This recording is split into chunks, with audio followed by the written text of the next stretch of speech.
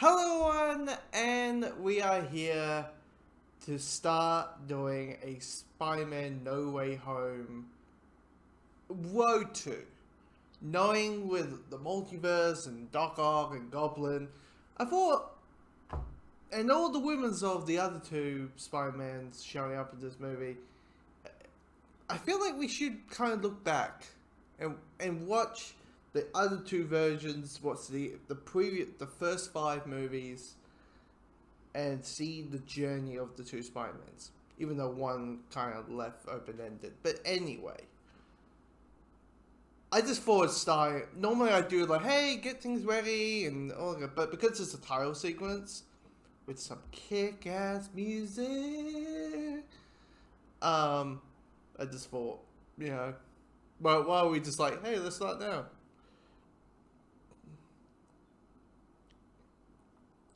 I mean, with this title sequence, it's not like 2 and 3 where you kind of get a recap of the previous films. This is just names. I mean, there's some cool effects going on later, but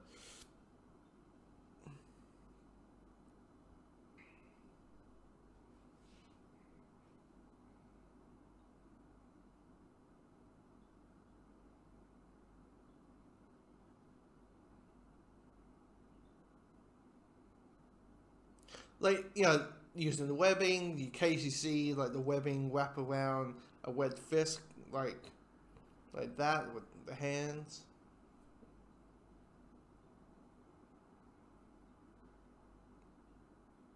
But of course,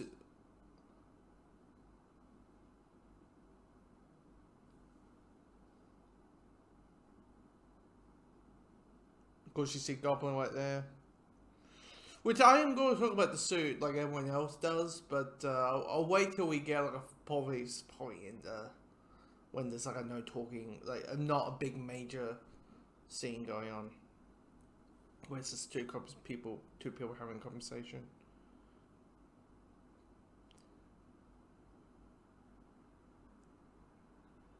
I saw this in the cinema back in 2002.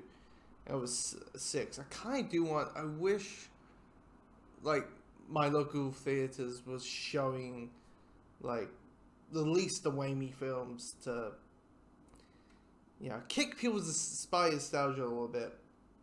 Just hearing this music again. Oh, what? You know what? I would love watching at least the first 2.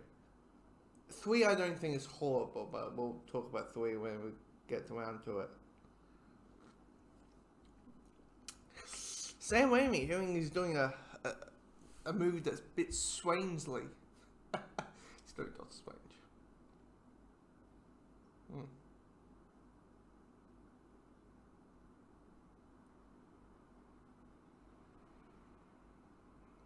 I mean, technically, you are meant to be like a regular dude. You're meant to be the audience. An unpopular guy.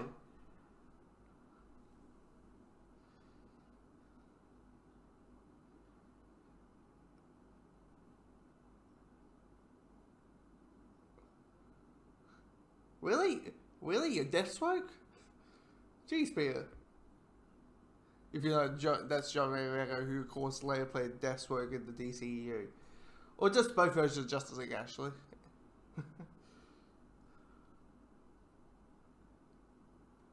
Oh, what? Jeez.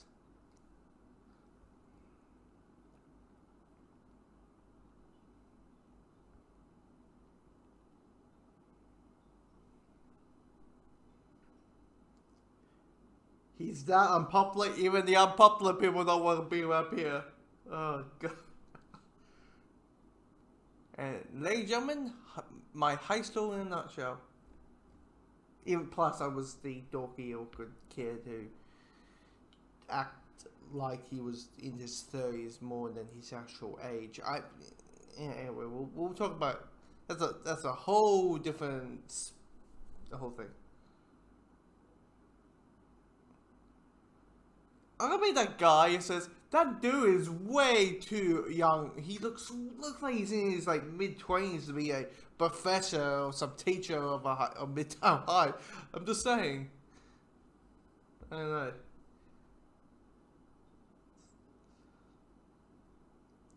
Yeah, she's not gonna pay attention to you, Peter. You know what? Wait. Oh, yeah, just Harry and Norman.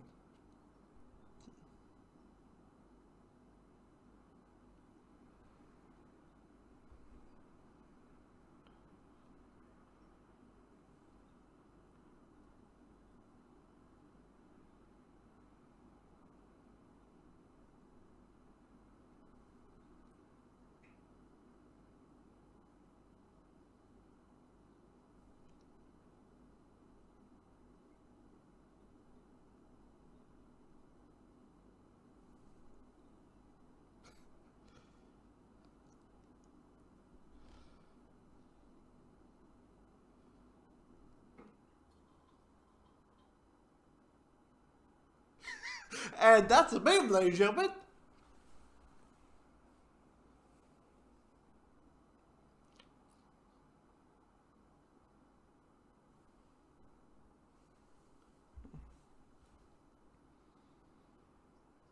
You know what about this casting?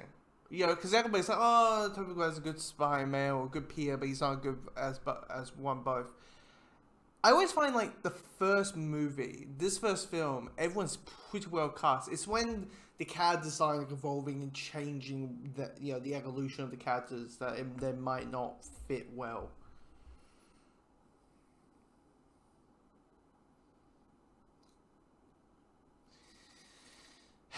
Piers, feels like you're gonna shoot your spider web before you're able to get spider webs. If you know what I mean.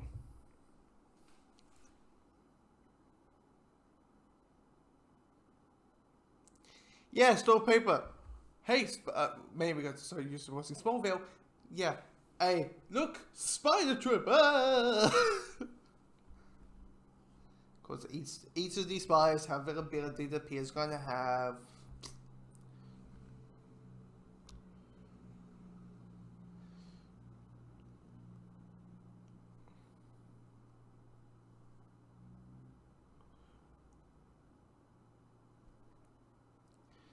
I'm sorry. Would you pick a witch kid? I wouldn't pick a witch kid. Definitely if it's not Fifth Osborn kid. Megan, high school. It's the mindset could be witch kid. You think you're better than me? Mindset. This is early 2000 high school. You know, in the high school in movies. Of course, it could be that mindset.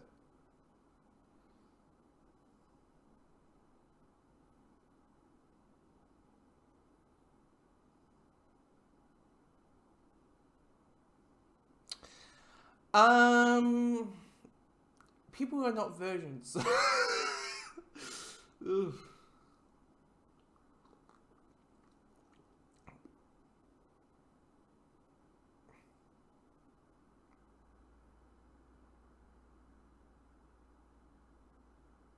Oh yeah, sure you do, Harry. Sure you do.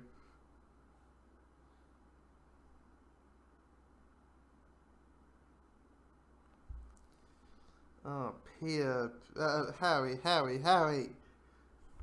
Don't use your words against. Don't use, don't use Peter's words to get her. Let Peter do the thing. And again, Peter's maybe not so. He's that guy who's like, oh, she's into you. Why can't she say it?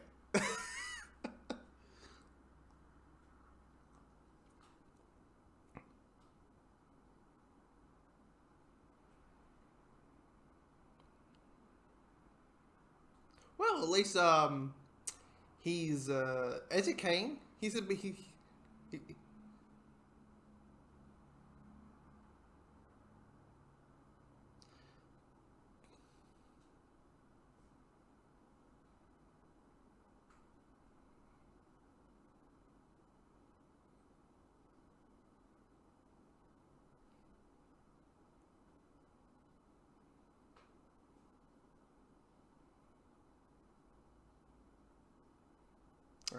Peter, be smooth, be smooth. This-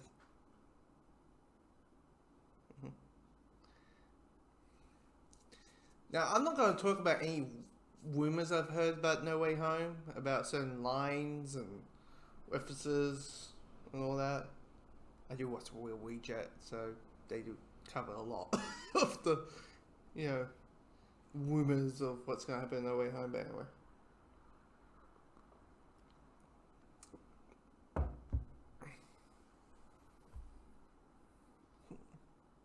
Oof.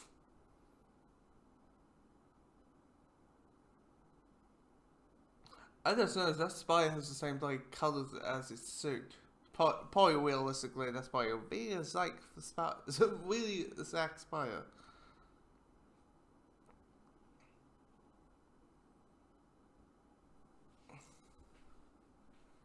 Of course, I couldn't do the way after Spy because in 1962, we didn't understand way active. You know, we didn't understand how reactive worked. I'm not going to talk about the Goblin suit yet. I'll see you when it's head to toe. I'm going to have my opinions. Oh, here we go. Here's a little bit of trivia. The competition that Oscorp had between the military and the weapons, all kind of stuff, was going to be Stark Industries. Just a common Easter egg, but of course, New Lines and how New Lines Cinema was making like a Iron Man film with Tom Cruise and all kind of stuff, which of course never happened. They of course said they had to kind of make one up.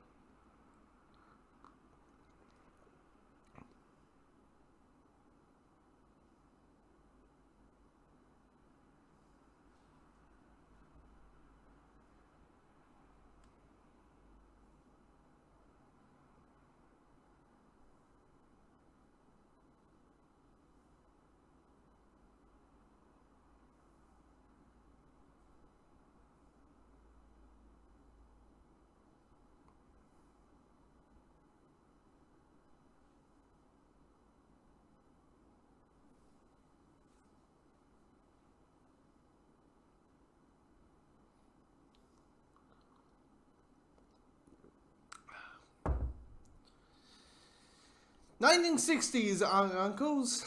We are now introduced to this version's Uncle Ben and Aunt May. And it's very old school, classic. Look, somehow aren't the uncles in comic book guys are grandmas and grandpas. But, you know.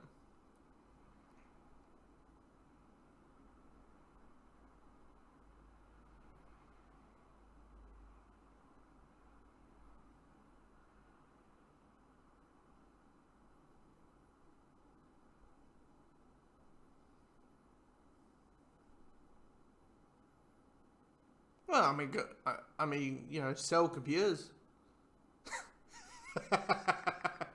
Yes.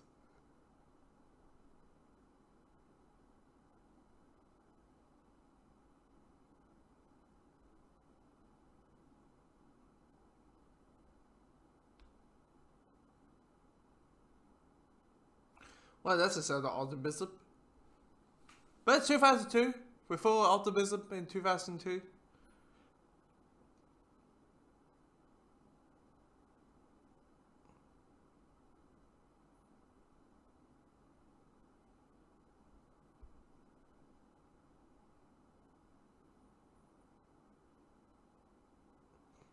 More trivia, ladies and gentlemen. This is the very first thing they ever shot. Like the moment the guy got the role, they immediately shot this. So, you know, so he could bulk up in 3 minutes time.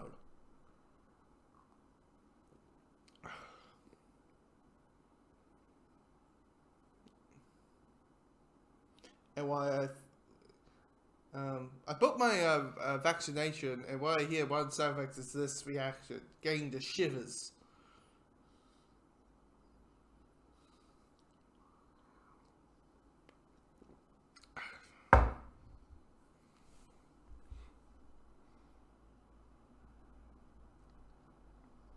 I don't get my first shot until October, so Got like a month until I get at least the first jab. Anyway.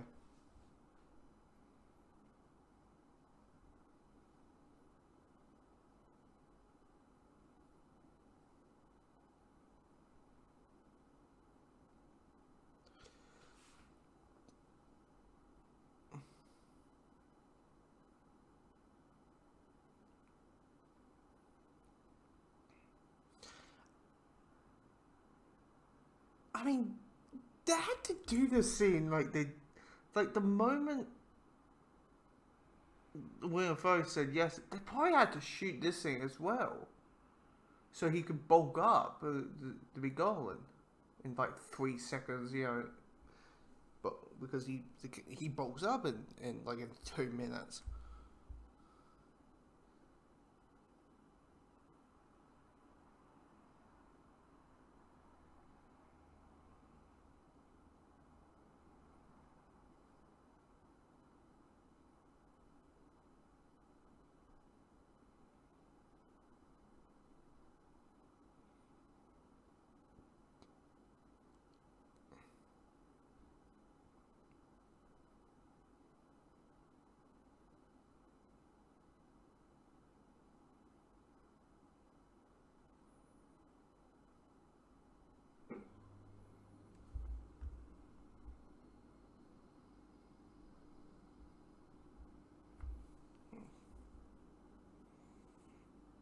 Of course, it has to be green gas, right? Everything has to be green. What about any sort of purple? No purple, just green. Okay. You want a little purple hoodie? No, okay.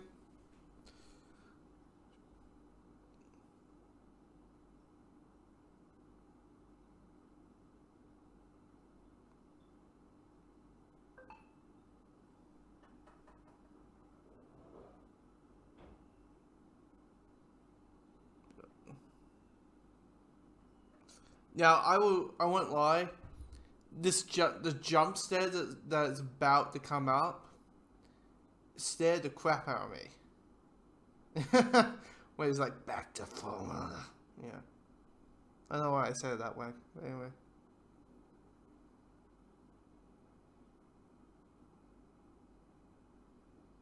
But don't.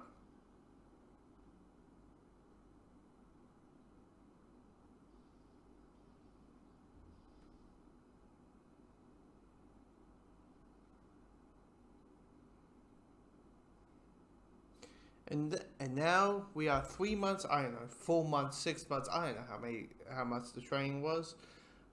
Later, they shot this scene. Up here going, huh? I don't need my glasses anymore.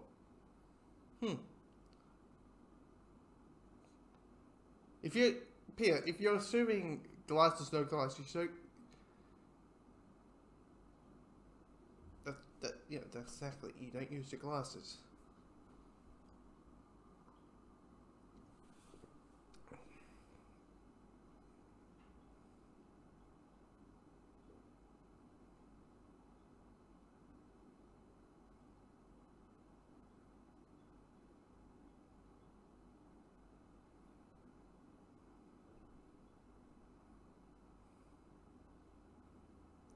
Now, probably early 2000 high school, maybe, you know, show some abs, yo, you can immediately become popular.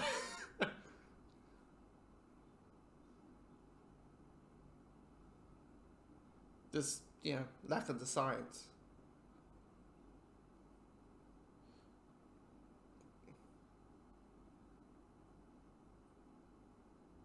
That's true.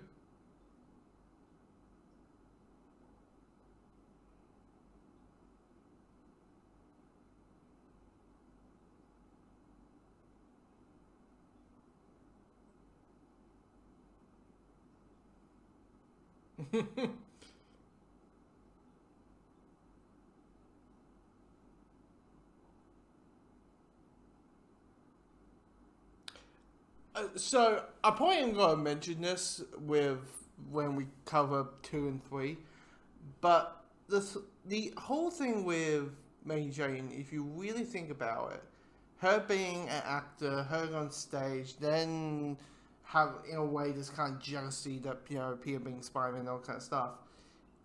I think it's that whole thing of end of the day, she's still that high school student who has a troubled family.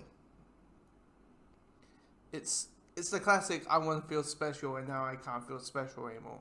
Yeah, that's essentially what her entire arc is. For 3 movies, anyway.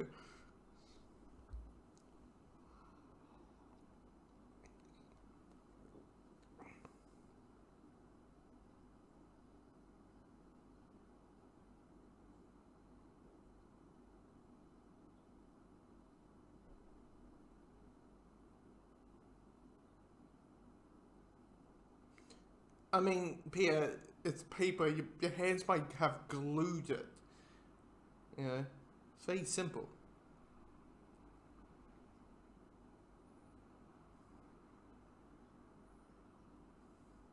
It's not like, I got my hands on paper. How does this go? Yeah. Have a little bit too much to drink, or just pass out sleeping. You never know.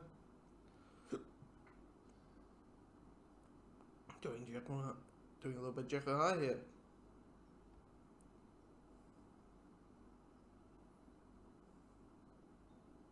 James Franco, not controversial whatsoever right now. Okay, not as controversial as say Armie Hammer, but a bit, iffy.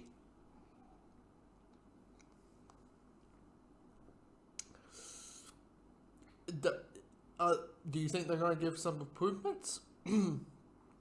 Less Power Rangers, more cool?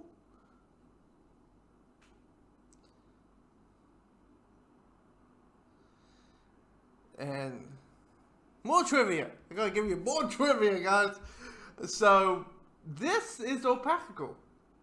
Of Pia catching all the things on the trade.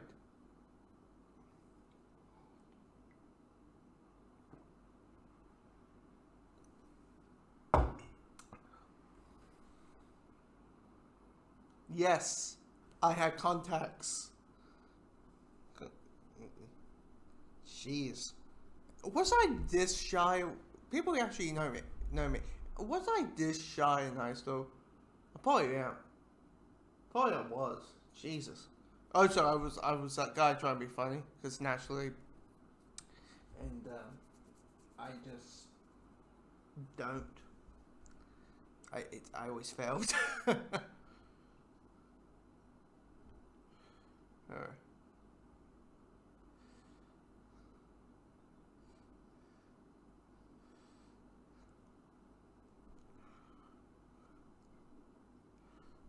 Ah, a bit of yellow I see there, a little bit of flash. Very Deathstrokey of you. I mean, technically it's only like 2. It's only 2 more scenes.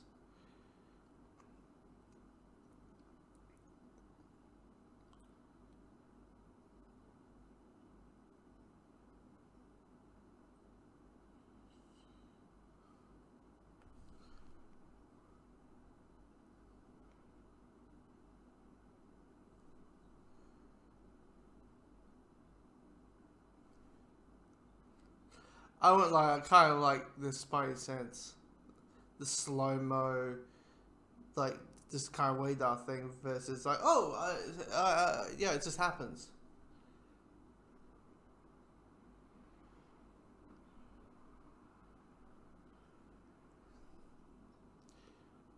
Nope, missed again.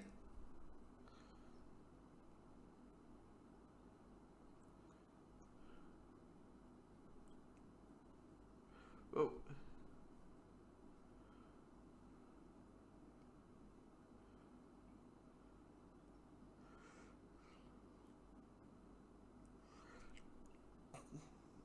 I don't know. How you do that? He has the nest.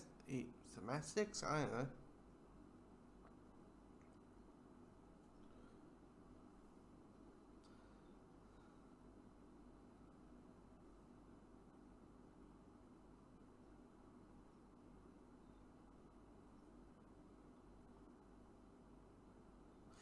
That's the thing. Naturally, the mindset would be, oh my god, Peter, you're able to do this? You know, did you got this hidden talent or whatever? Well, reality, it's like, it does not compute. It does not compute whatsoever. So, you're more an outsider.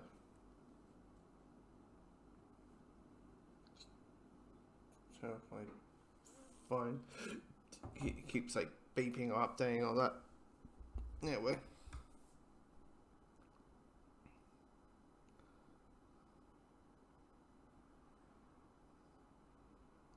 A little bit of boy horror in there. I mean, I get it. You're trying to understand, like, how does Spider-Man, how did he claw the walls like a spider? It's like,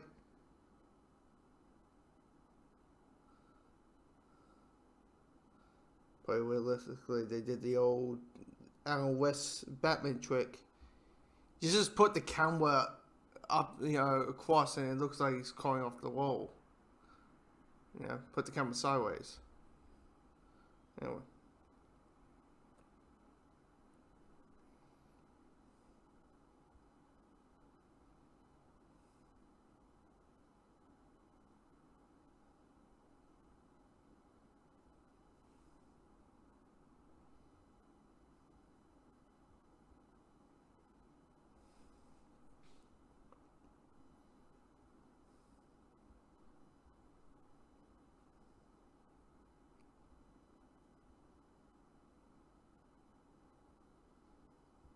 Go web. What? Okay, that's lame.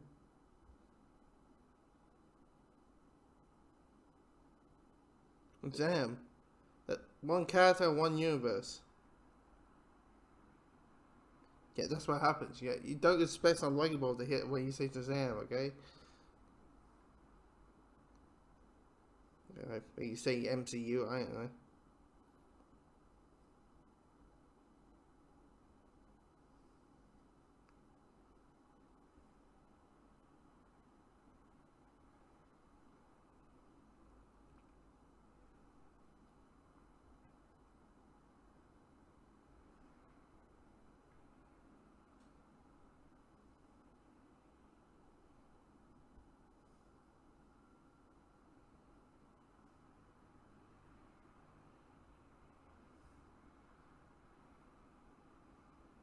Oh,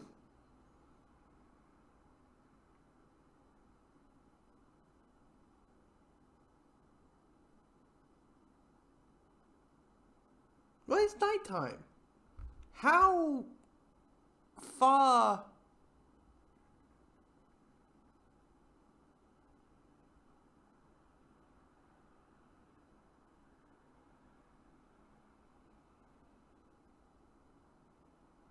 Like I'm saying, meatloaf and veggies in the oven. See, Mary Jane is essentially someone who's completely. There's basically the shadow of her father is all over her out for the entire trilogy, if you really think about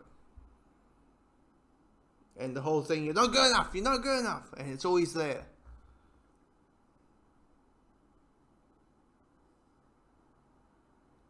I mean, yeah, I mean, naturally.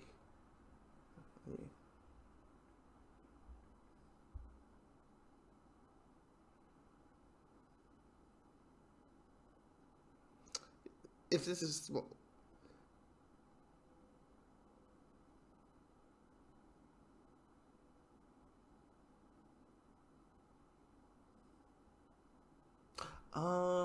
graduation. Oh no. What do you say? Chicks dig stars. I mean, black eyes. Yeah. So, I don't know.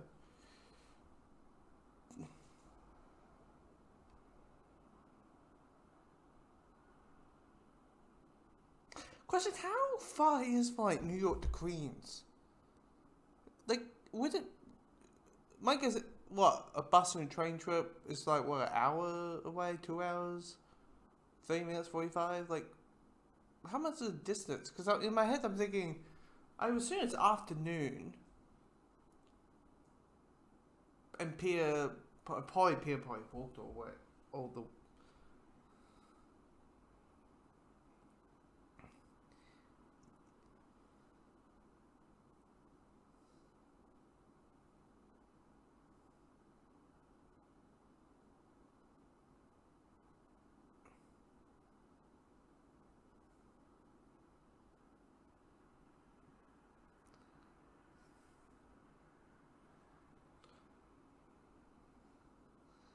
You can see the spunky actor immediately. They have something in them. Even if it's Cinderella in the first grade, you can see you have potential with that kid. Yeah, that whole thing.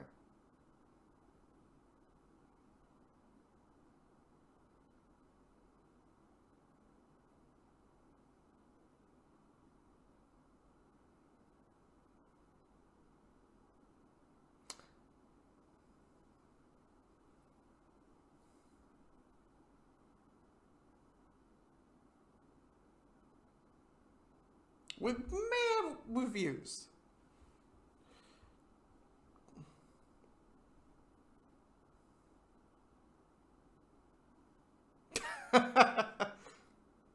I feel I feel like they couldn't get the two actors together. Because it's those like sometimes when you have the one-on-one shots of just them,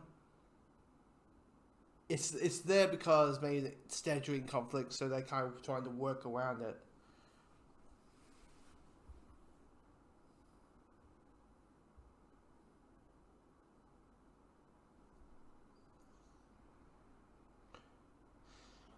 Oh Jesus Christ! Oh dear, I scratched the lever. Oh dear! Oh fucking hell! Jesus Christ!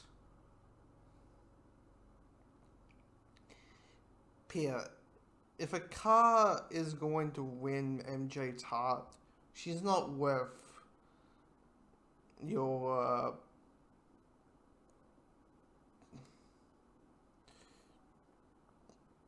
Pia, do you even have a license? That's my question. Do you even have a license to drive the thing?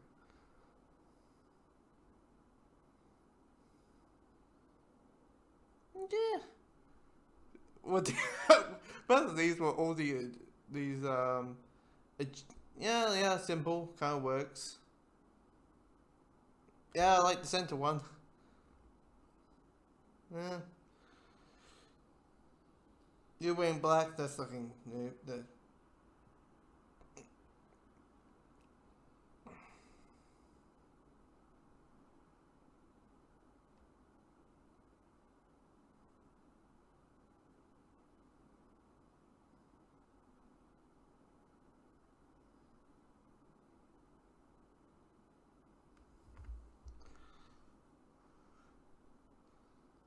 Oh, okay. No, aim, yeah, yeah, aim. Oh, that's the whisper.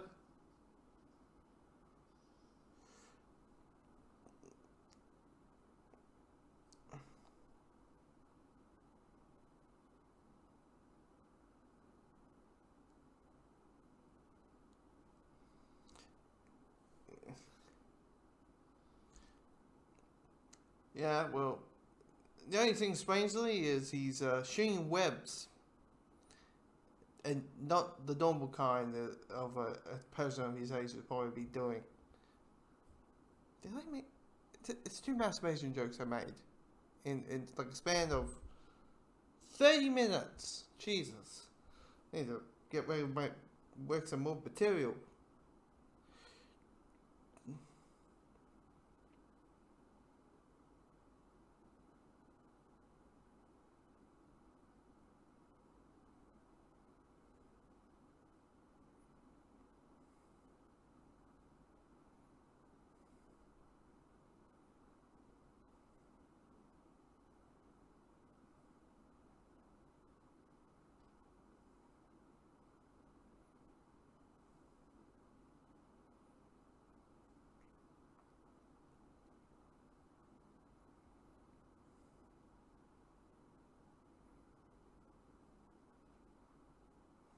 Okay, this whole scene, this whole scene of training, the final conversation, the final conversation between Ben and P is really good.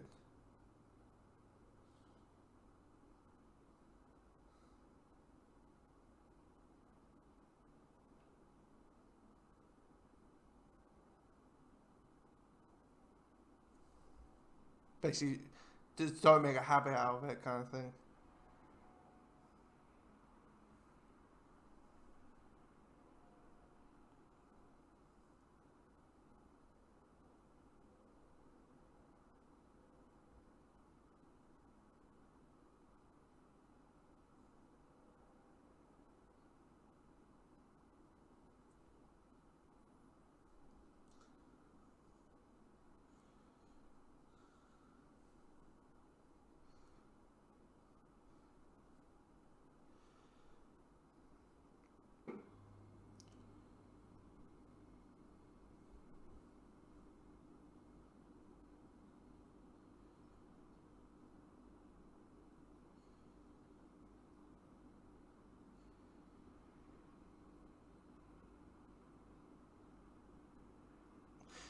Also, to be fair, like, Peter's being, because the whole thing about Peter is like in the comics is you know, he has his power, he abuses it.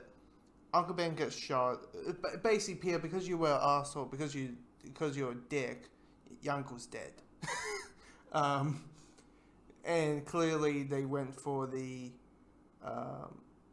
you know, just a conversation that and the South, and that was the last time you ever had a truly chat.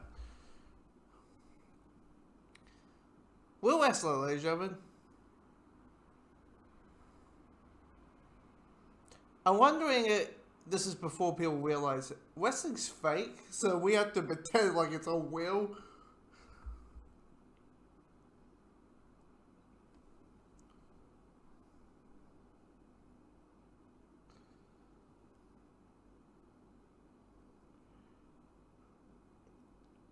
And of course, it's the same way we film. Bruce Campbell's gonna have a cameo. He's gonna have some mini role.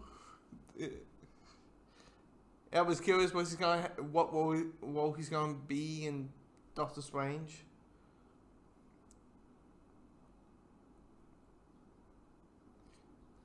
But it sounds like he's gonna be flying. That's for sure. He's gonna.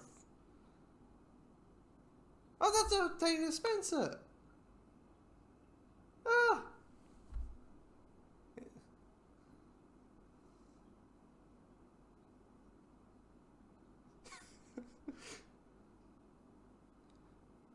Pretty much, do not sue us.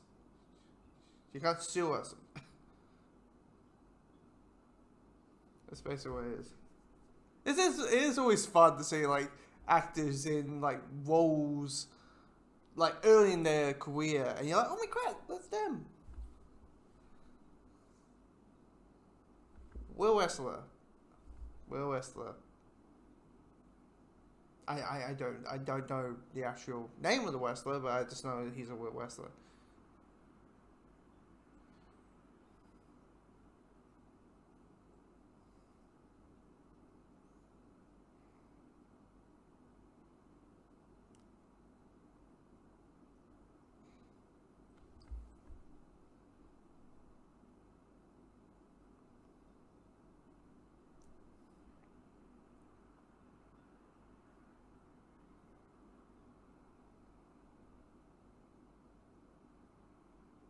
Amazing or spectacular or superior or essential or ultimate.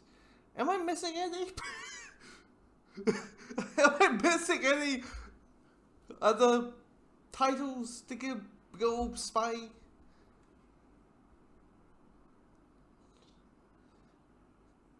Just think of the quips. Just think of the quips, Peter. Knowing also, I might be doing a lot of the quipping. Knowing this Spider-Man doesn't do much, he kind of does a quip per movie. But yeah, I might do some quips. I think the only quip he had was in this movie, it's the one, probably say cheese and all that, but it's this. Is this line about, did your husband make it for you? That's the only, like, quip.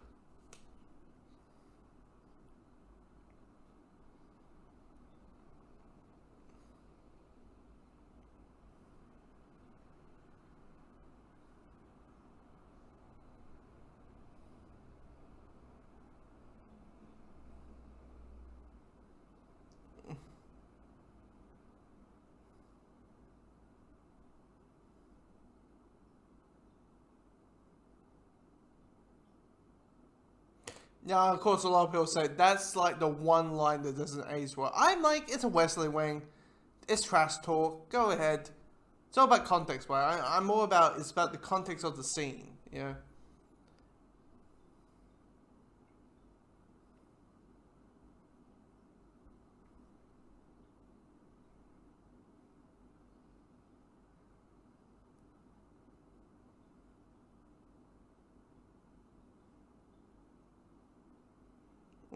Oh.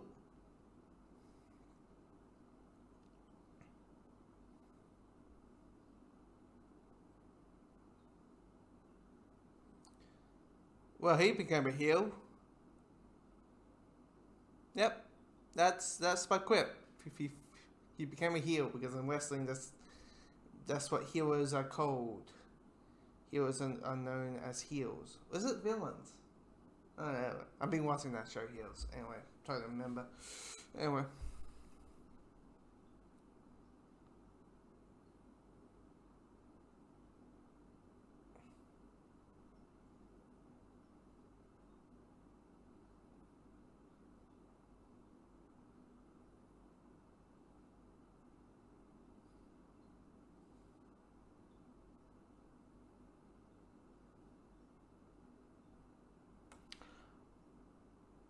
Would that... Why are you just giving 2,000 then? Clearly it's 1,000 per minute. Anyway, that's very logical, right?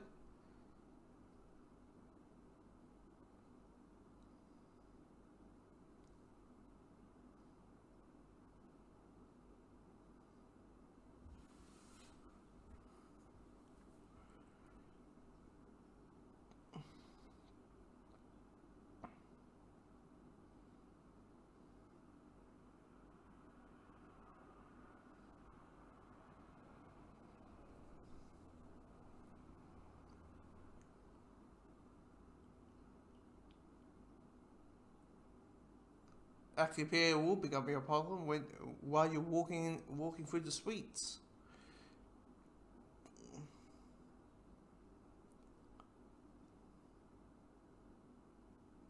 Because Peter's mindset is like, I let him, you know, the guy's an asshole, that kind of thing. But yeah. So karma, but yeah. And this scene where Uncle Ben is so good. Like the final goodbye. And it's like,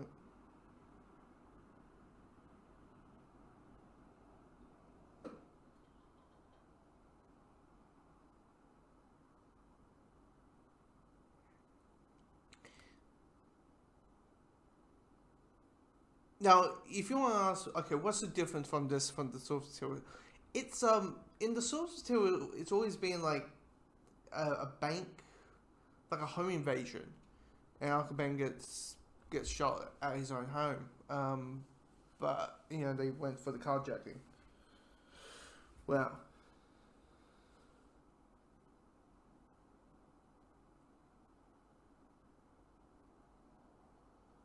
me talking, always talking about the scene. I'm getting a bit, you know, just watching the scene while talking. I'm still, my heart's broken. If that's what you want.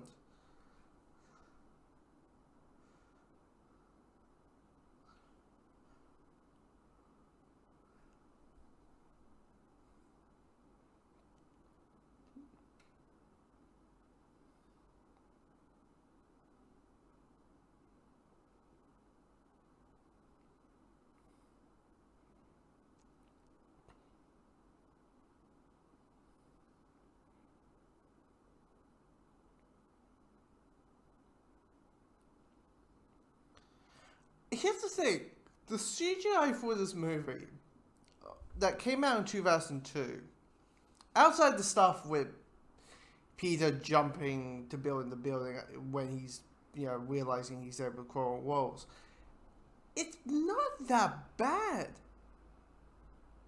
It's not. Definitely when it comes to the swinging, it's not.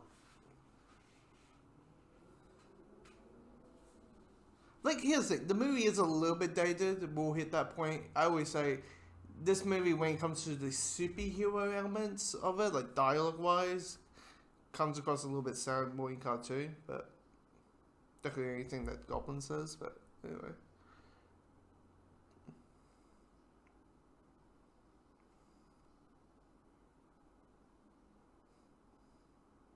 Just the music.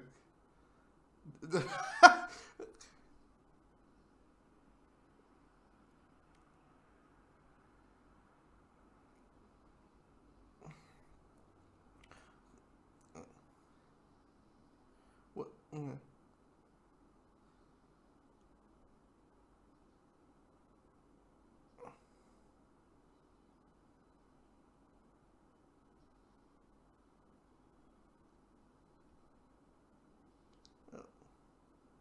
A little bit of a foam there.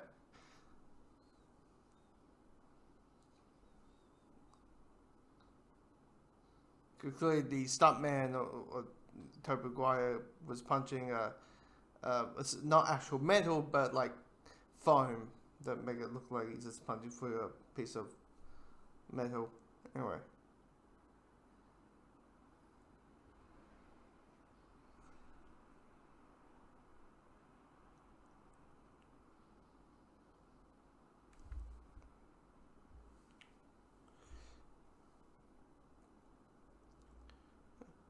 I was going to mention about the music by Danny Elfman. It's weird. Actually, this is the music that I think of Spider-Man. Naturally, everyone think of, Spider-Man does what? Yeah, the song everybody bloody knows. But for me, it's this piece of music.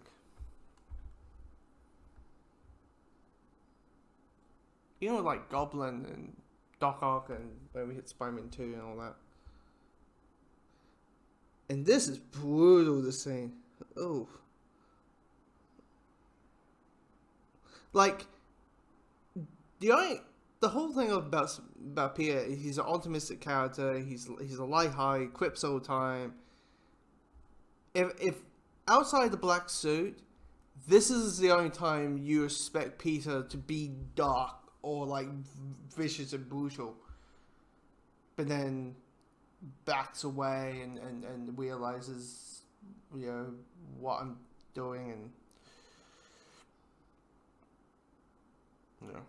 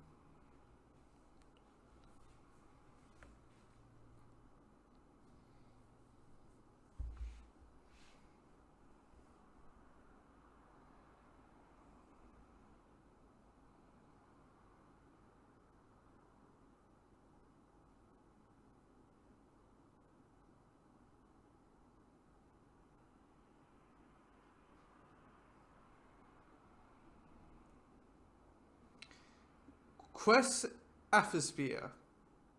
Once again, was originally meant to be an Easter egg. Iron Man starting to his egg. Once again, new line whites and all kind of stuff. They couldn't get it done. Kind of like the Doctor Strange's, name drop in Spider-Man 2, which is kind of what Cal knowing who's the director of the new Doctor Strange.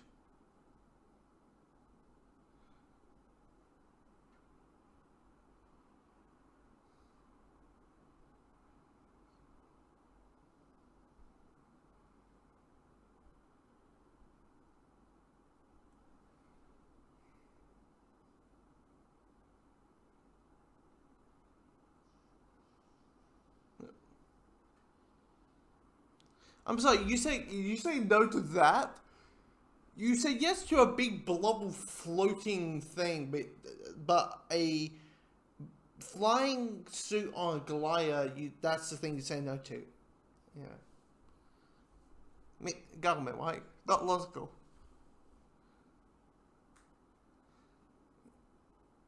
And probably Norman paid like a whole year of bills.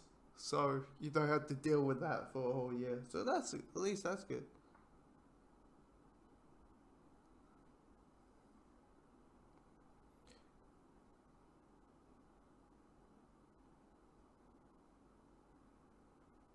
Of course, Harry feels distant.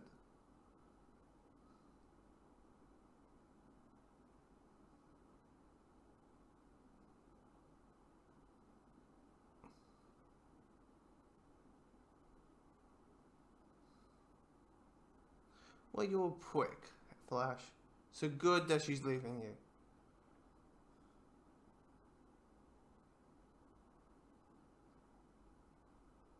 Of course, Harry feels distance. Norman is treating Pierre like the son that he never got, and because he's kind of like a bit of a clone of Pierre, and a kind of reminds him where he was when his age, thinking about science and all that kind of stuff.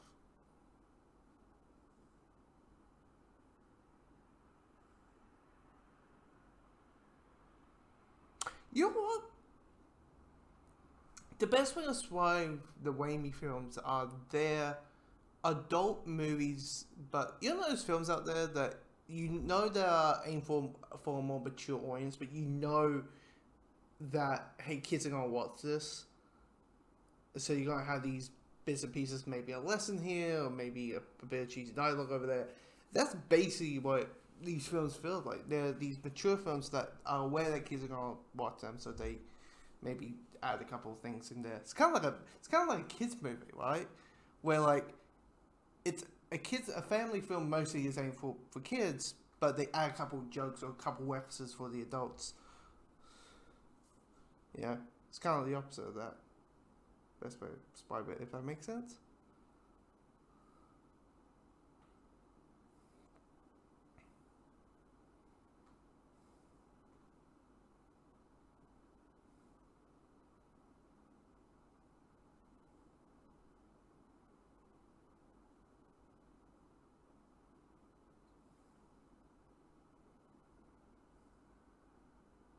And when I be mature, like, the MCU is mature. They kind of fall in the same category, in that same category, being like its own way, if that makes sense. Like, the scene later, with how Norman, dies, it's a very brutal death.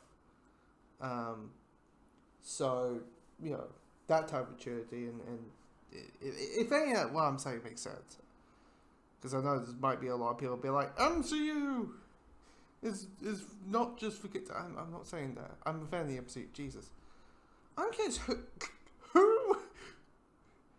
I'm curious who's that. I'm curious if that's a particular comic guys draw that picture of Spy, both of them, where we saw it earlier in the film, and Peter holding up. Of course, you got the montage, bank robbery.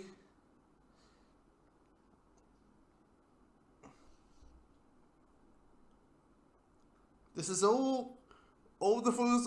Probably this probably all got shot for the teaser trailer. It's a bit. We buy diamonds. Probably fake diamonds, but diamonds don't live.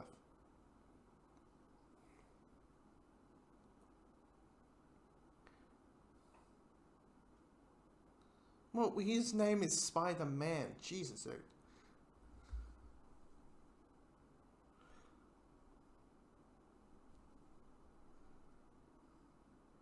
Yeah, because you probably did something.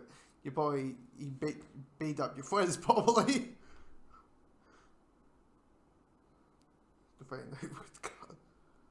Ah, Lucy Lawless. Yeah, that's Xena. Little reference if people don't wear that.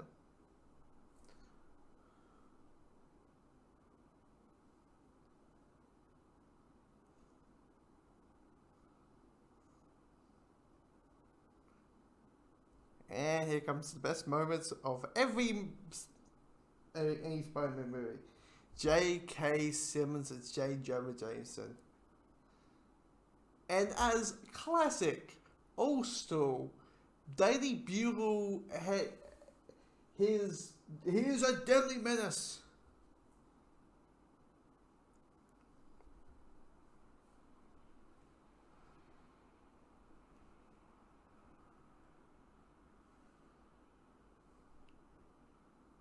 Clearly, you don't understand the concept of superheroes.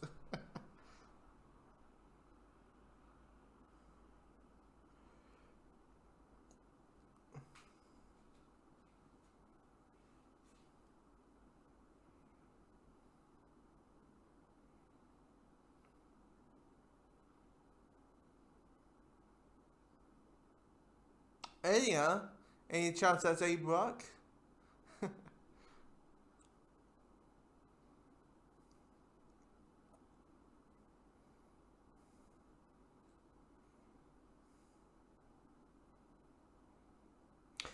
Here's also, I remember a couple years ago, I saw like a family-friendly PG version of this movie on like Cartoon Network.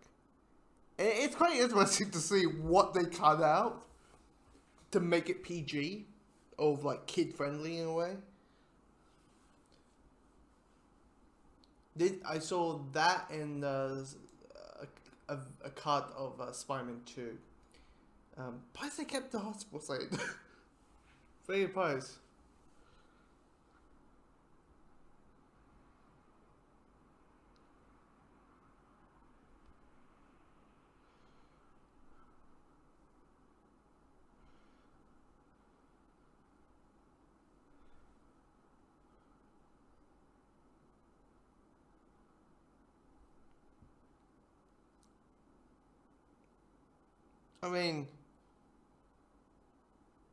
I mean, you have a job.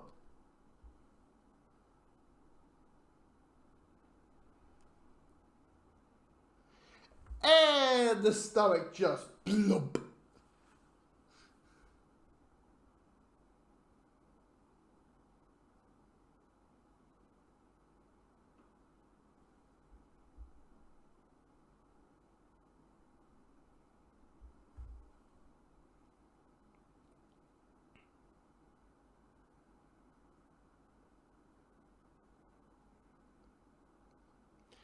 And also, Jane, you're playing to be a Broadway actress, and you're a waitress. it's a pretty cliche thing, you know. If you're living in LA, that's probably the only job you could get. While also having for auditions for the upcoming musical or something. Maybe not a musical, but probably just a regular play. Referencing Spider-Man 3. Anyway.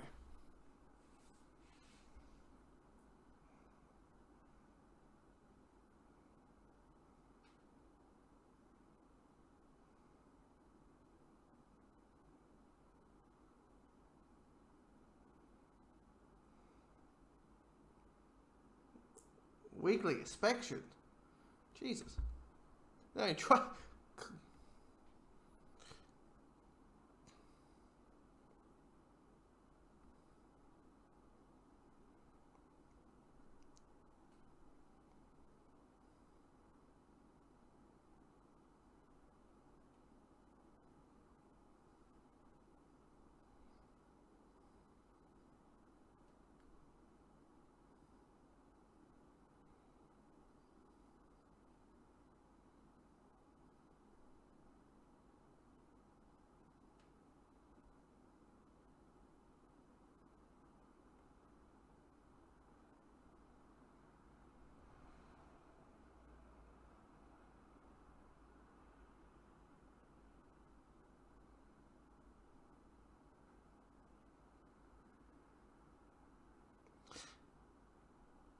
And of course, that's more. And now there's more holes with Norman giving Peter more confidence. Anyway. Okay, that CG of Spider-Man flipping around. Okay. Okay, that's a bit off. That's a bit iffy. But it's iffy, but it's not horrible. You know? It's like 2010 CGI. Like, fineness. You know what I mean? How's that crap?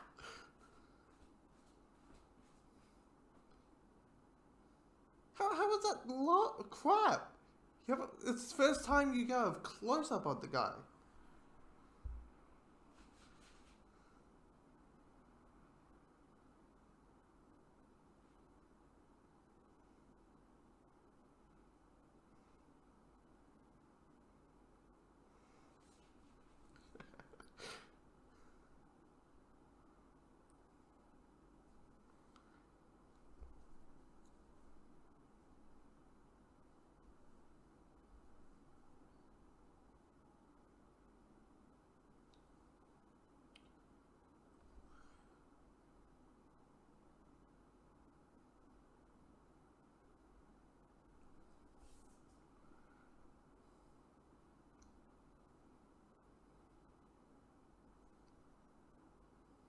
And then goes after Elizabeth Banks.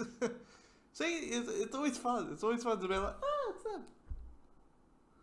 Being Babe Brandt. Yeah, that's a camera. You stay in the obvious. Jesus.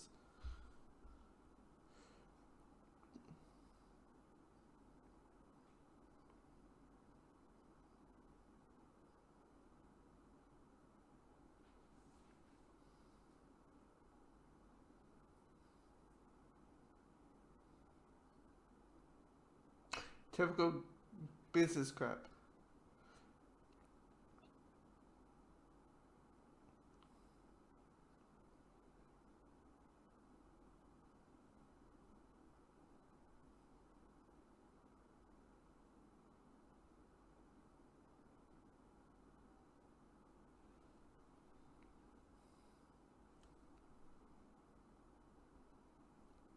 Respect. Respect.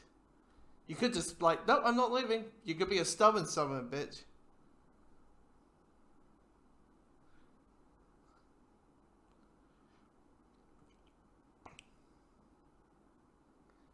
And that's mean.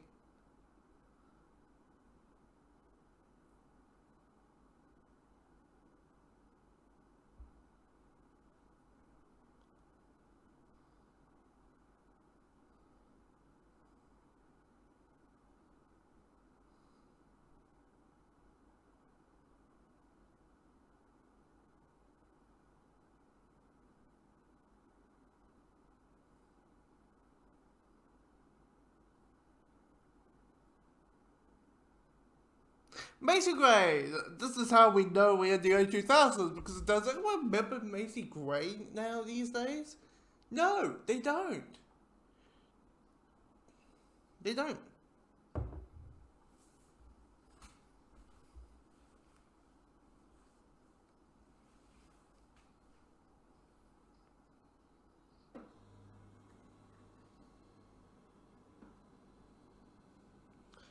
Okay, Pierre, there's no camera lens in the history of worldkind that's going to let you have that far of a close-up. I'm into photography. I can tell you that. I'm trying to do the freelance thing. You know, mostly I do like scenery stuff, and I'm trying my hardest to try and do modeling and, you know, event stuff, just to have a portfolio and actually feel what I enjoy doing it more, and show different stuff. And anyway, And that guy's like, the only person who understands my brain thought is me. You know, and the reasoning behind it.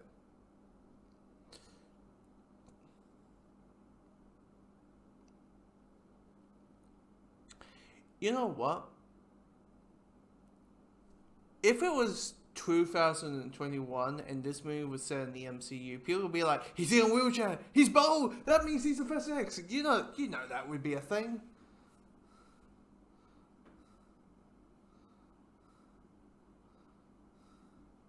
Now I'm going to talk about, because this is now our full and introduction of Green Goblin, even though he's out far, well, I'll hit the point where he starts, having the full head to toe, shot, but it's not a good suit. It's not. The Power Ranger comparison is great. It's a great comparison. It's just, I mean, this action scene, like this whole, like the first, like here's your hero, here's your villain, here's the danger, action sequence. This is really well. Oh, that's Stanley. But there he is again.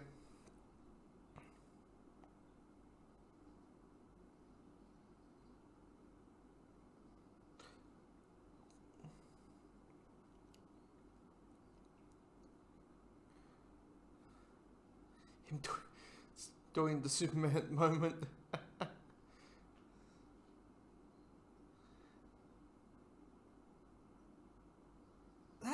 That's a quick shot that kind of looks like this CG a little bit. Like that behind some green screen and he's trying to convince like, oh, yeah. It just looks like purple green sheets. Anyway. See, Power Ranger's outfit.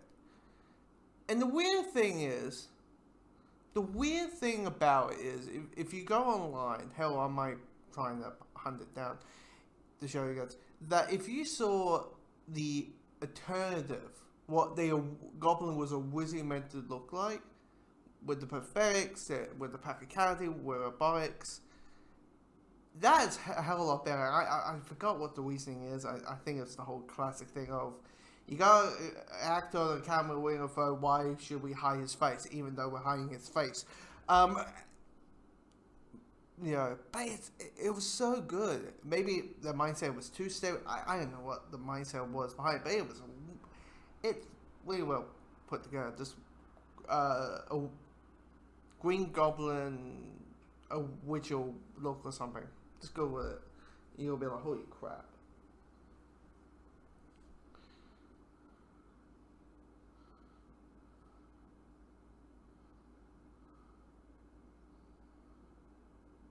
But here's the thing, but if we jump to suits, we have given, probably like 8 Spider-Man suits, because of the MCU. But for me, this is the best cinematic Spider-Man suit still. This is like, for me, the spot on, like, head, like, this is just a really damn good, let's say this. I was decided that back in 2018, when you were able to have that skin, I may be a little bit joyful and be like, yay, because it's my favorite movie, Spider-Man. Anyway, I'm rambling right now, am I? Because right now it's just action sequence. It's a really good action sequence. But, okay, the Saturday morning cartoon bit.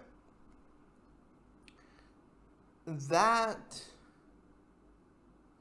the line where Goblin says, we'll meet again, Spider-Man.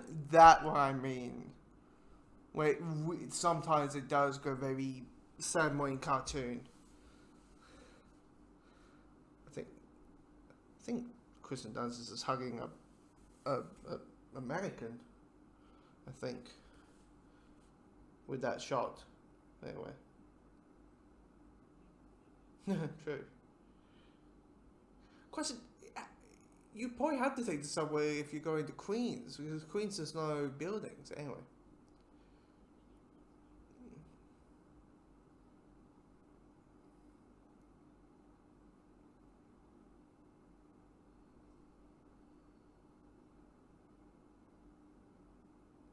Oi, we're having a spa treatment. Incredible. Nah. What about amazing, spectacular, or ultimate, or superior, or central?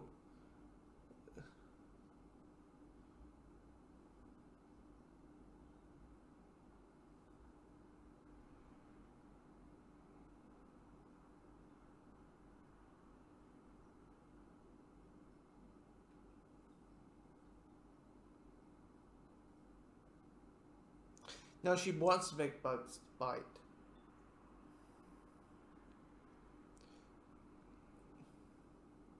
Even though spiders are not bugs, but anyway.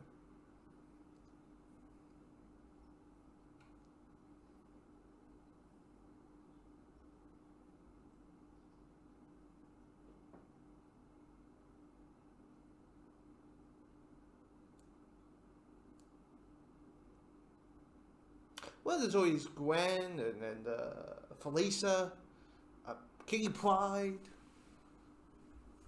Natasha Warnoff. I'm probably missing a few.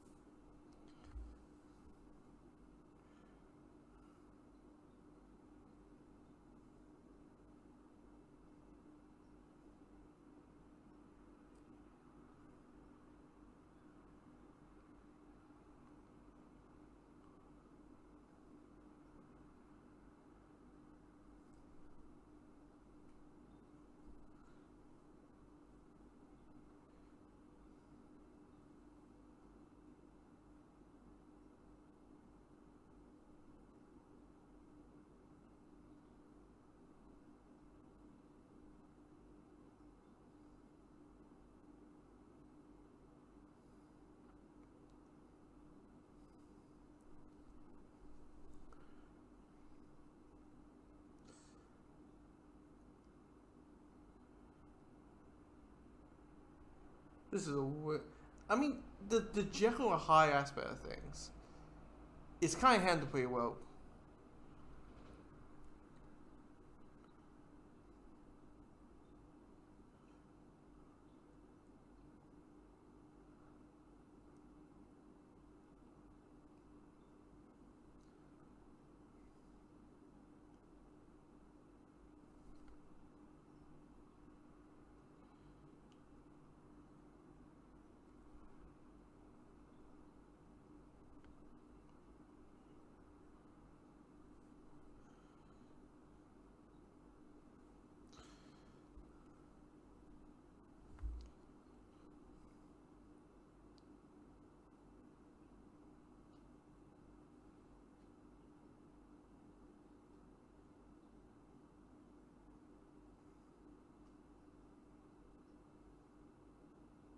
I'm so in the No Way Home trailer, we see a pumpkin bomb. We got see the pumpkin gun, a pumpkin bomb, and and a laugh. I feel like that's not confirmation. That's just hinting. It's not confirmation that foes in No Way Home. I'm like, I think I recognize that laugh. Okay, I recognize that laugh. He's in the movie. He's in the movie.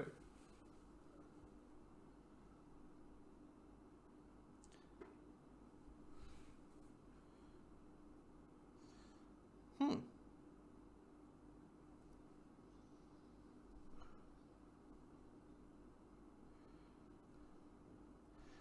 Like Jameson just like Saturday Morning Cartoon.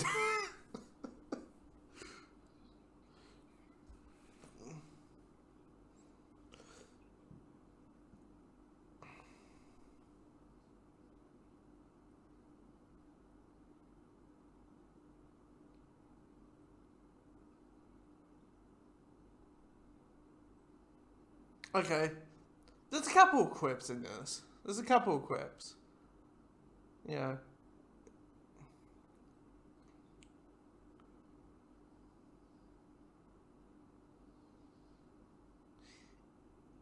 I just realized when it ever comes to origin story, definitely in the early stages of the comic book boom that we are now in,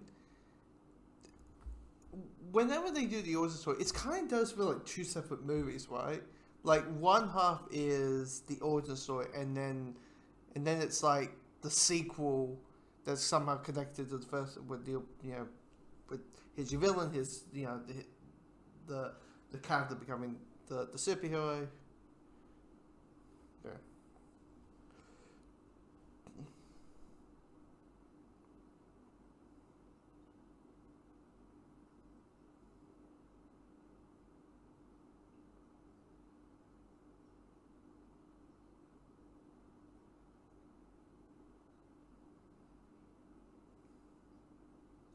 I'm just gonna lay back.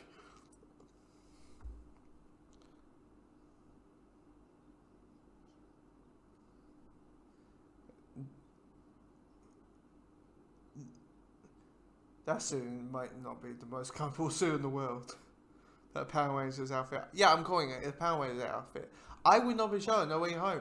They played the whole thing. They changed the outfit, maybe give him a little bit of purple, but do the classic thing. Oh yeah, he always looked like this. Yeah, I think they might do that with Electro. It's like, oh yeah, he always looked and sound like this. Yeah.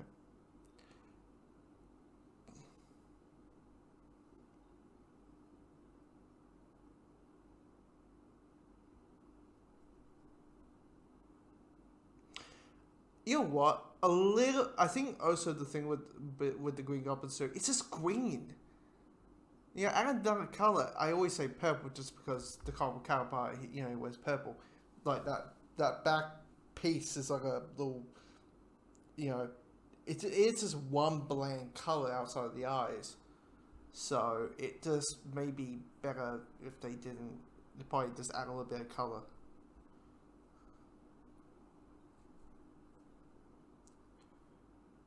Mm-hmm. Definitely also the last face you saw.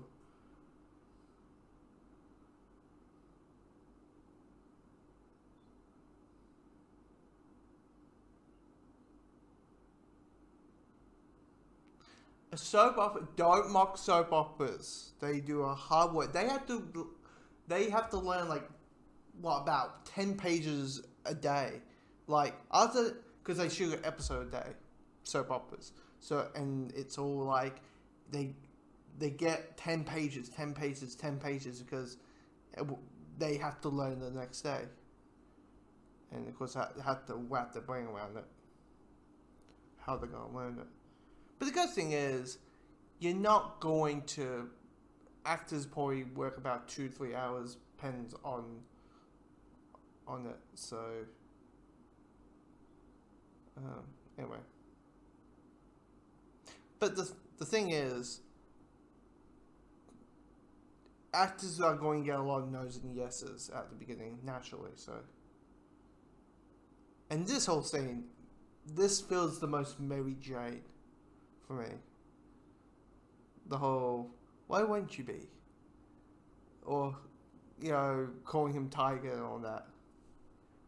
I kind of, what I wanted, the whole face Tiger hit the jackpot. I don't know why they never kind of put that line in there. Yeah, I don't know. It's just a really good line. That's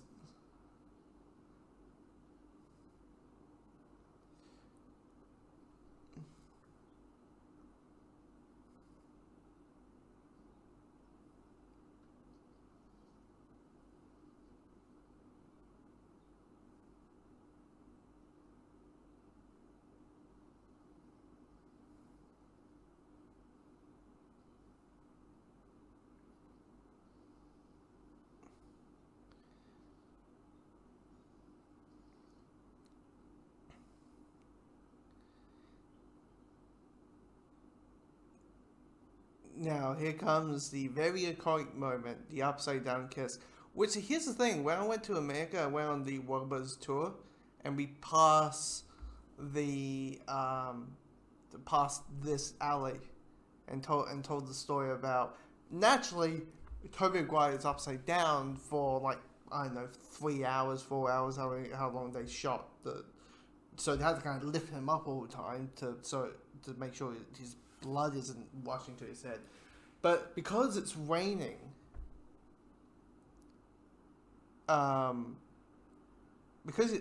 he got cold. So they had to kind of put like swords in the mask to make sure they swords in the mask. So all the stuff you don't really think about when you just see a very iconic superhero moment of the. Like, imagine seeing this again on the big screen. This moment.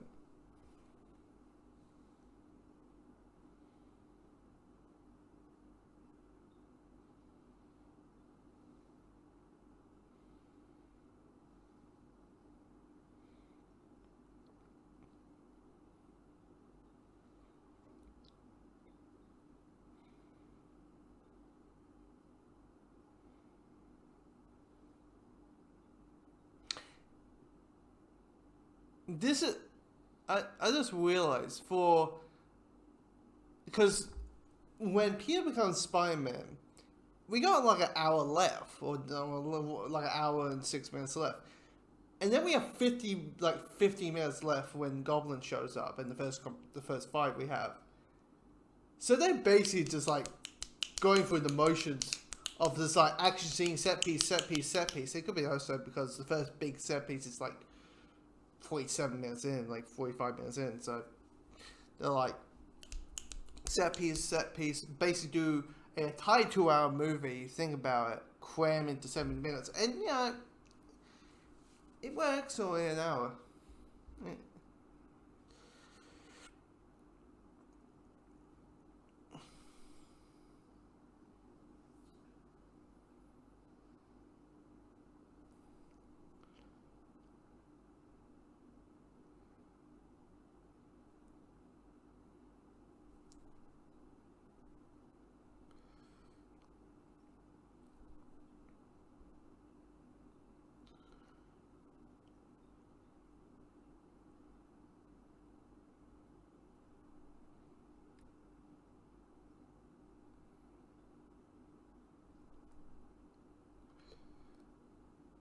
Classic Spider-Man thing.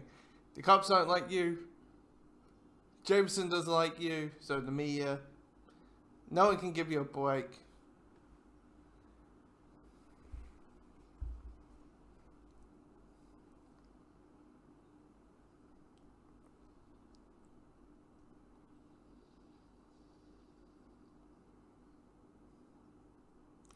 That would be toasty in that Super Bowl.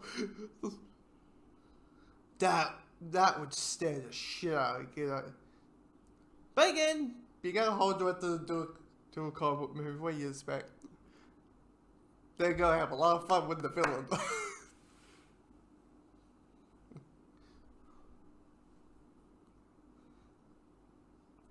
Okay, that line, it's you, Gobbly. I don't mind. That's a bit Saturday morning cartoon. Not as much Saturday morning cartoon of this whole Spider-Man jumping the blades. That's pretty good. Anyway, are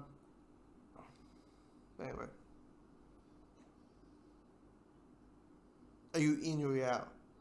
Like, it's basically all the cheesy dialogue, like the "I will get you next time" stuff. It does come from the villains, or like Doc. I'm trying to remember. Does Doc say any of that? I think it's like even that Saturday morning cartoon. No, it says no to me. It's like they probably say these lines just because it's a guy in a mask, and they're probably thinking the audience to know how he feels. He has to probably say how he's feeling. So, once again, prosthetics. But it's probably the better way to go, so we can actually get an angry Goblin.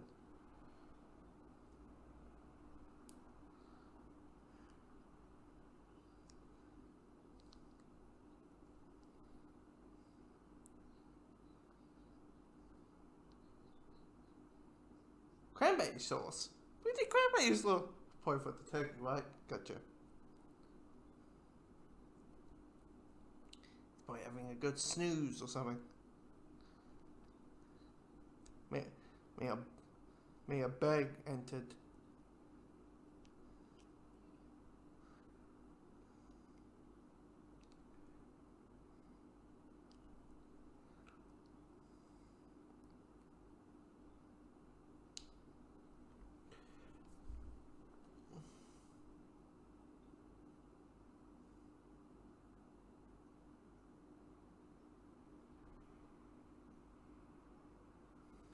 You know what?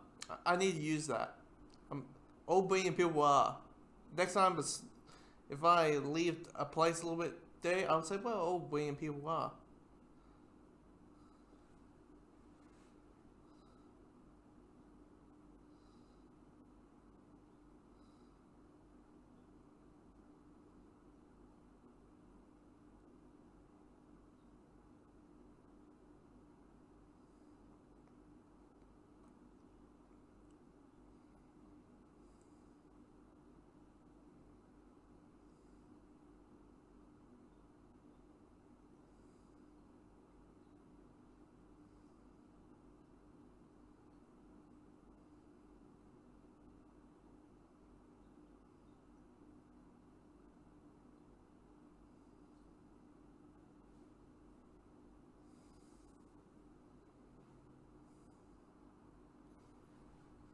Yeah, that looks a very wealthy turkey. Because part of the turkey's not probably real. Knowing that, yeah. Shot.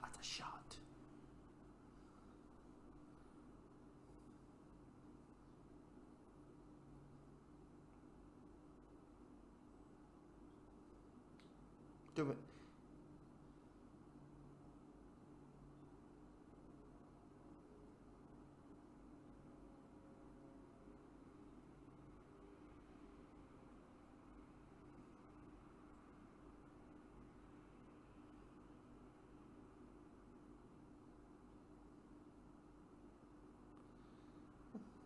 I mean, can people just eat the meal? Do you have to say grace?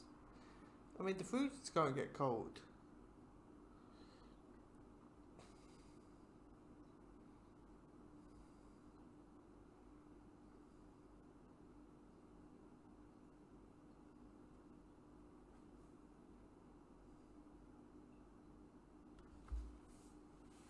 I don't think. Is it a very expensive fruitcake or the fruitcake that you, yeah?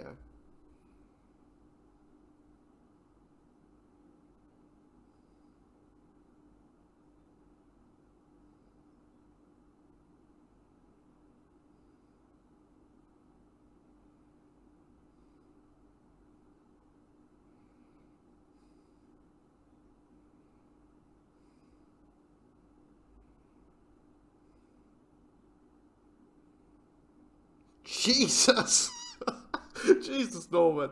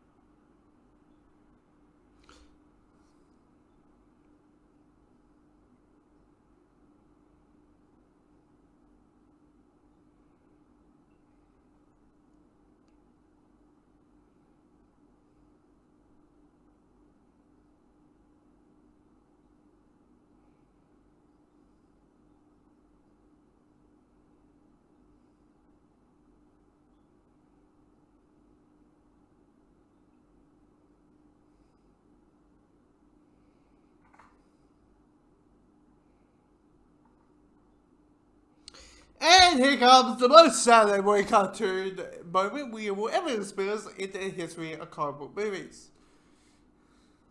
Yeah. No, it's not that many, but it's that. the explosion and what Goblin says to her.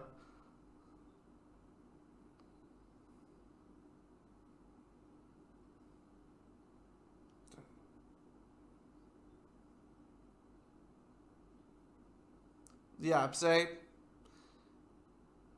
I know Goblin's known for like being goofy as hell and being like cackling like a hyena more than, you know, that other cackling character from the other company. But Jesus.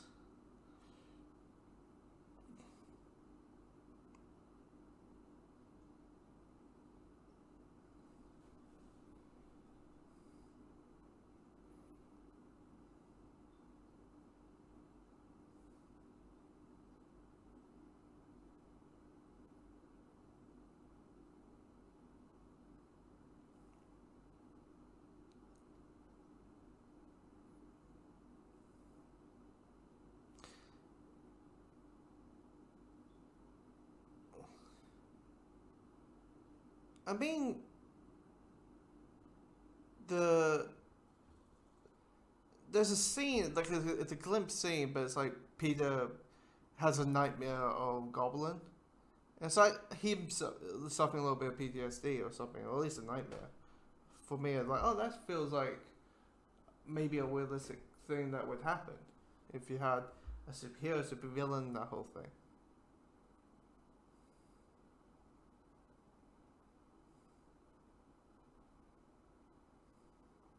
I mean, to be fair, that's all you can do in hospital is sleep all day. Sleep, watch a little bit of TV, you know, and then eat the meals. That's all. That's all you can do. Because it's good.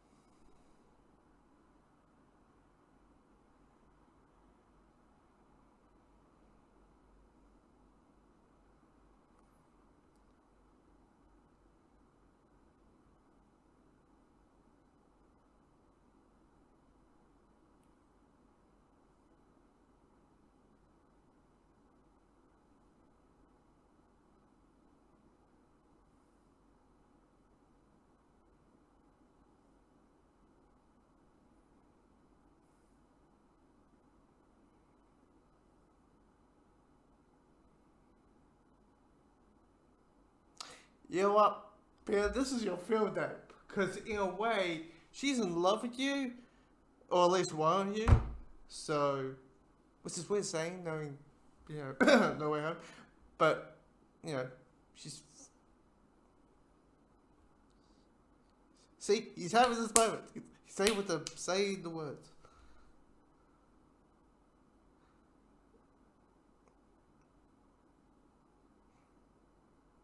This is for. Okay, I'm just gonna shut up for a moment.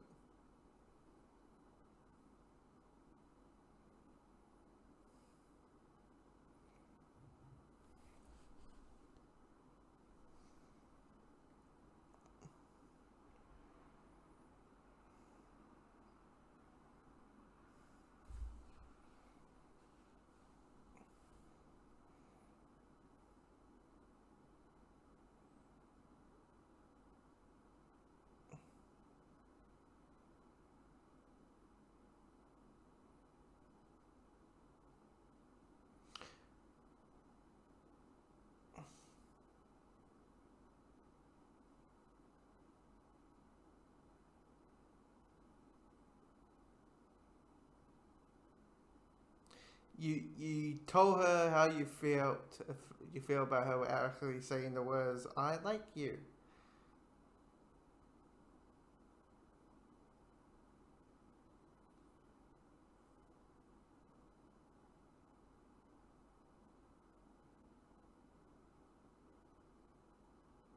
You know what?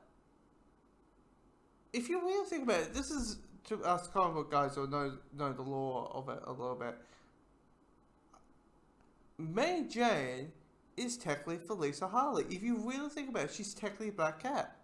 She loves Spider-Man, but the moment Peter takes off the mask, she's like, put the mask back on, put the mask back on, you know?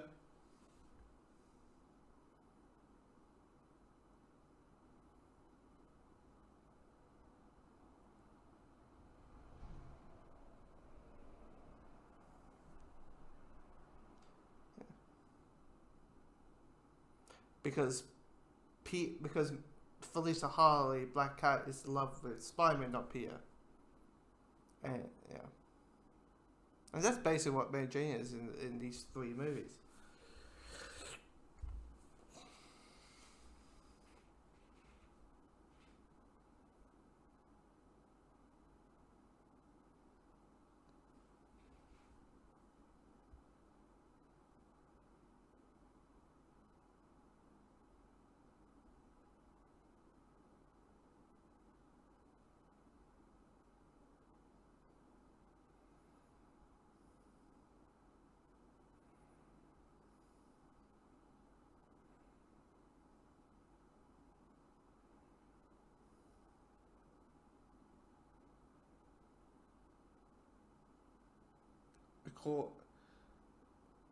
The people out of the way is Spider-Man and Mary Jane, and of course, that would equal Peter.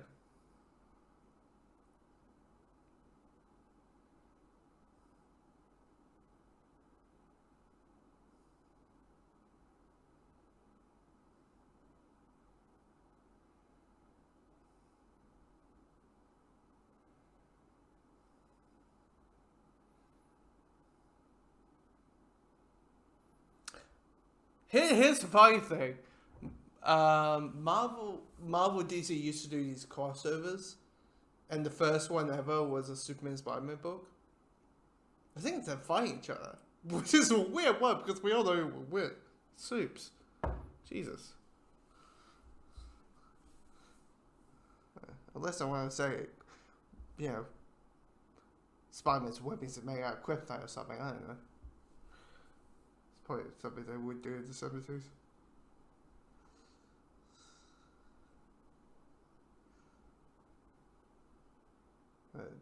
That is true, that way.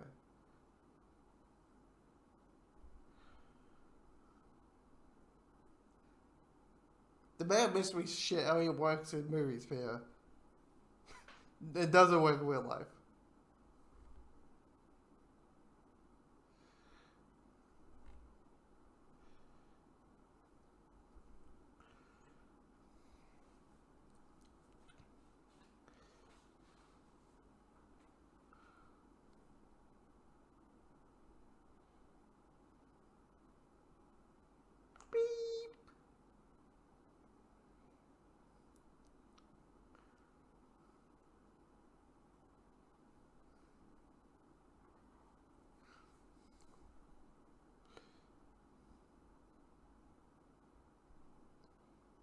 Dark alleys! He had a glider. What do you need the alley for? He could just like fly down, grab her, and fly off. Seriously.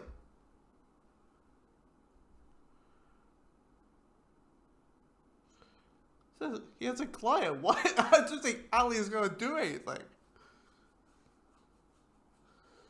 Now, turns out this is a reference to the death of Gwen Stacy.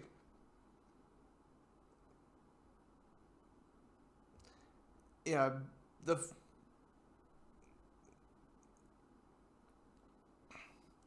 the difference is, Gwen dies and Mary Jane lives, and you know the fight on the Joel Washington Bridge. That's basically a march, and there's a Daredevil Express.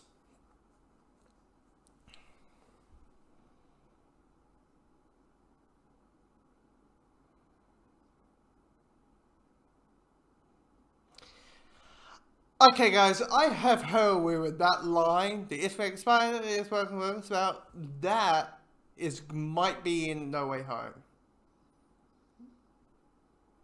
Just, which I don't know how I'm like, it's like putting that Toad line in an X-Men movie. It's like, okay, it's kind of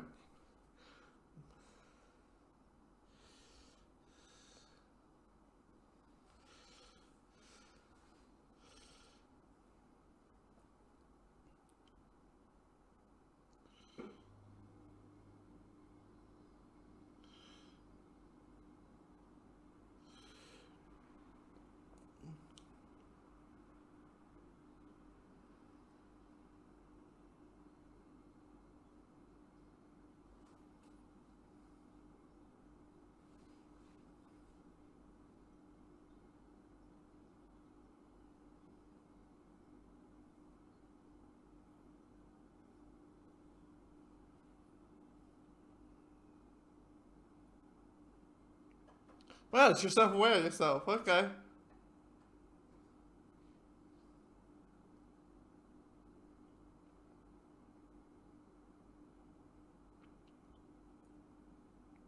Well, I just realized that Ultimate Spider-Man was maybe the best Spider-Man one ever. I There's a point where they like the comic demands the movies. They reference this scene. Oh my god! But it's like I think I forgot what building it was. It wasn't George Washington Bridge. Anyway, it's been a while since I read Ultimate Spider-Man. But anyway.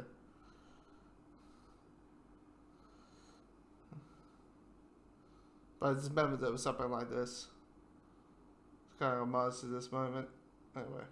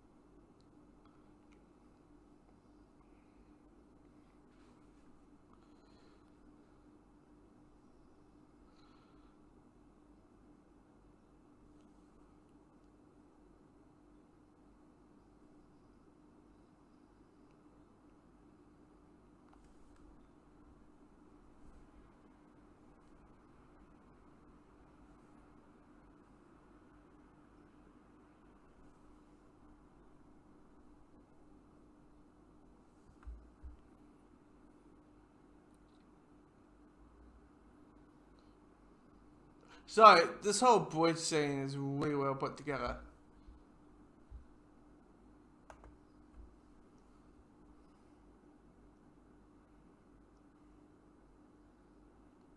Right. There's a sense of tension, the atmosphere towards it.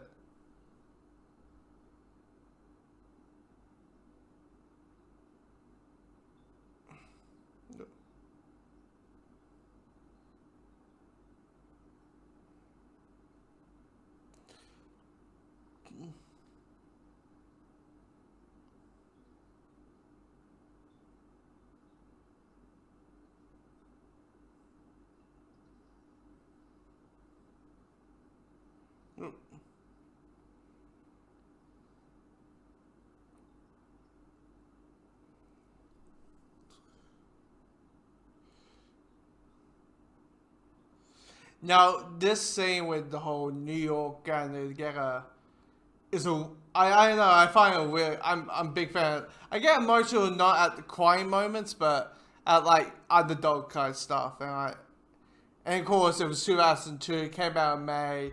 New York. Kind of probably was perfect timing at the time.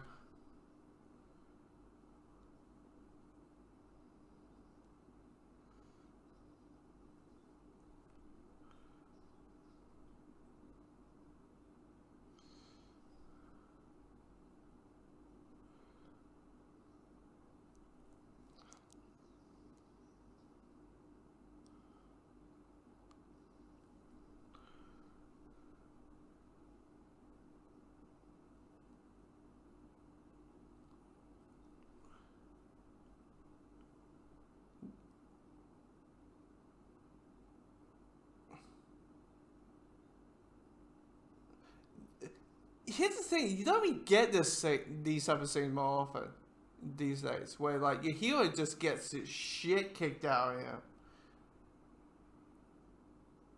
You know, in comic book movies. In the third, I don't know. Maybe the concept is because of superheroes, you want the heroes to be more heroic. So having a scene where the villain is beating the crap out of your hero is maybe isn't.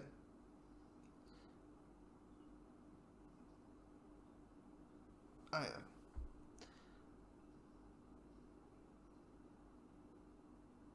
Or it could be the sense like we know he's not gonna. We know he. I always say when people say, "Well, we know he's gonna live. We know Spider-Man's gonna live." I say But the filmmaker's job is you forget about that. And ladies and gentlemen, that is, kids, that's gonna be something, it's gonna take you a while to realize what, what Green Goblin means. Why am I mumbling? I'm mumbling, or I'm stumbling right now. I don't know why.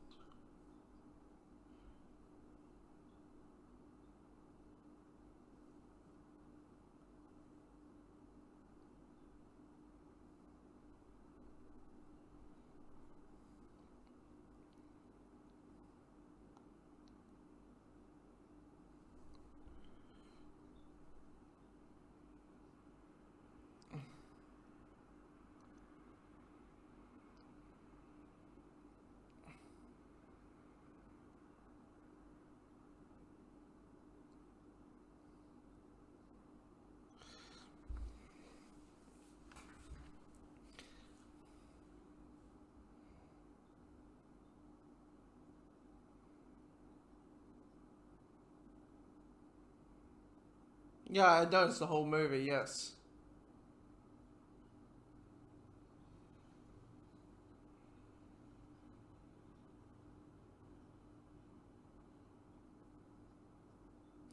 And that's how you connect it to the first half and the second half together. But that little line I say, just mention Ben one more time at the end. So, this death is brutal. This is like,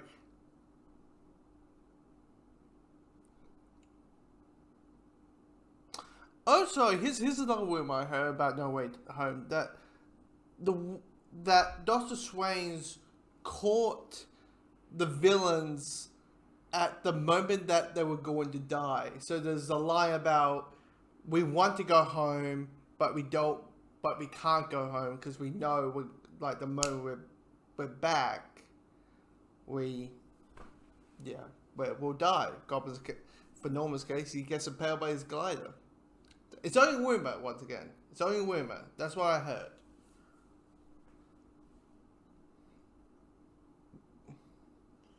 And it's safe to say, because of Toy Links, it's not just William Forrest coming back as Green Goblin. We are going to see Tobey Maguire, at least Tobey Maguire back as Spider-Man in the next, in No Way Home, just because of Toy Links.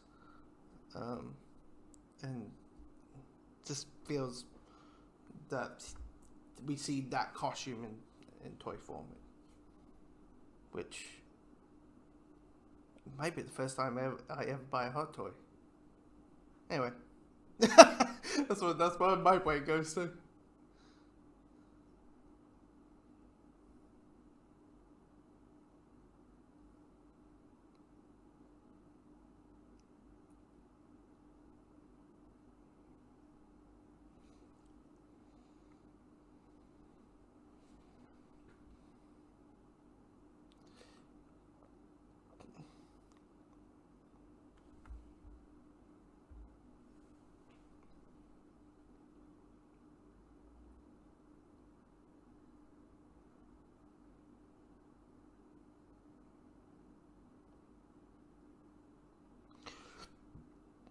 This has to be the first few times that the studio or the filmmakers realize that if this movie does well, we might do a sequel. So we might do some sequel hinting about. So the hinting about one day Spider-Man will pay. That's sequel hinting. They probably knew maybe, if because the superhero genre wasn't known to be like, oh yeah, that movie's at least gonna do a sequel to that movie. It wasn't guaranteed. But yeah. But you think about it, it's that kind of sequel hinting that, hey, if we did one, it's just a passing comment, really. If we never did it. Thank God they did, right?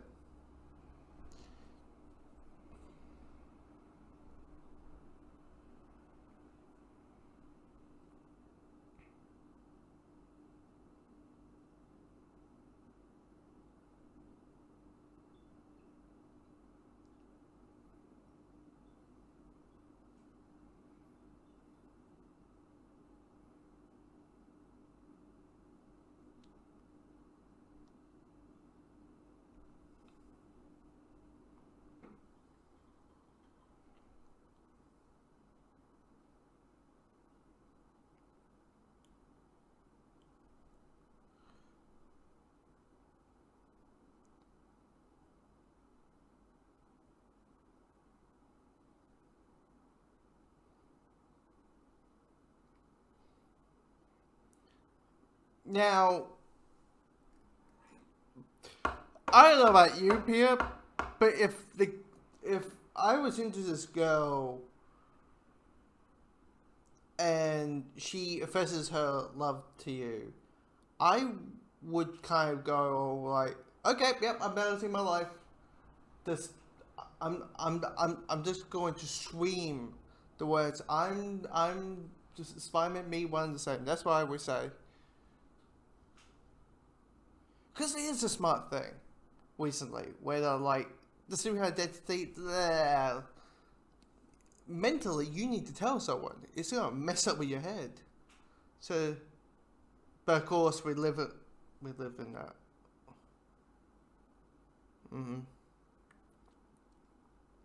Except 4 point, because I'll probably be late.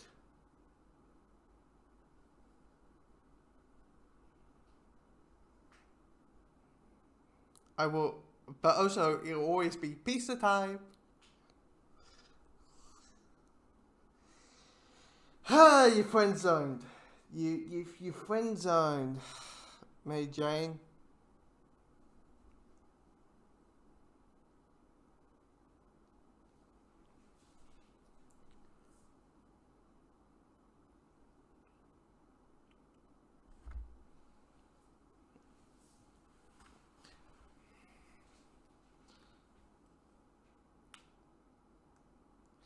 Have I mentioned I really like this theme? Like, this is the theme for me. It's not the... Great power cause great responsibility. I said it.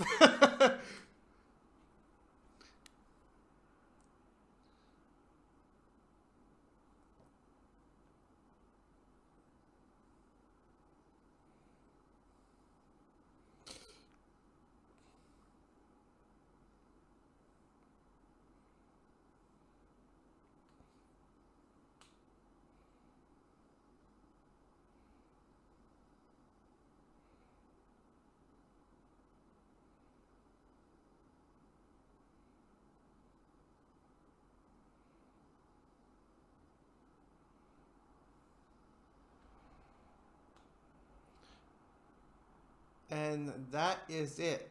Now, do we wait?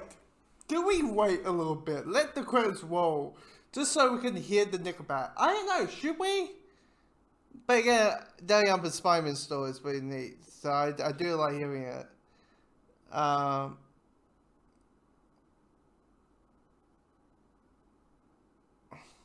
You know what? Stop it. Let's. You know what? And normally when it comes to credits, I say, okay, see ya, but fuck it. Let's listen to some goddamn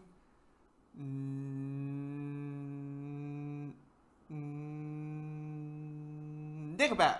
There we go. I was waiting for the music to play.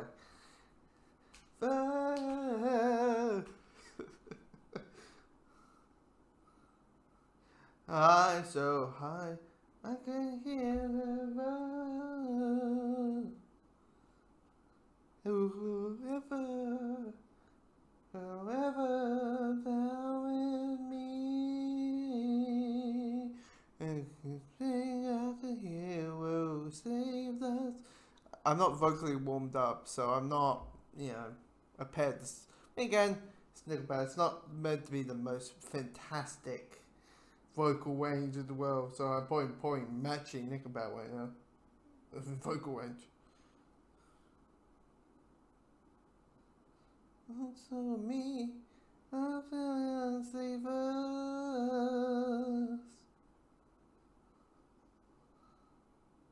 How can it be? Nothing love gave us. What we were killing, spilling at what we came. And they say that the hero saved us. Not understand your way. All the wrong ways of the hero. What will fly away?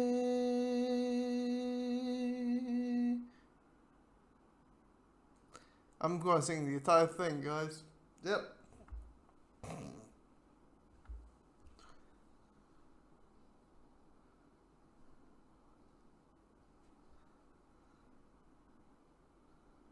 They say that the hero would save us. Let me understand your way. All the wings of the hero. Watching the world my way. And they're watching us, watching us fly away. Whoa. There we go. We listened. You heard me singing the damn music. This is other early 2000 hip hop song, which we can kind of, stop. Anyway, so I hope you enjoy me yapping and blabbering and probably not making a lot of sense and trivia, doing trivia stuff and all that. And next time, of course, we'll be watching Spider-Man 2. Of course, I'm going for Daredevil as well, just in case he does show up in this, in case he does show up in No Way Home. But we know Goblin's in it, we know Doc Ock's in it, we know Aguirre's in it because of Toy Links once again. But,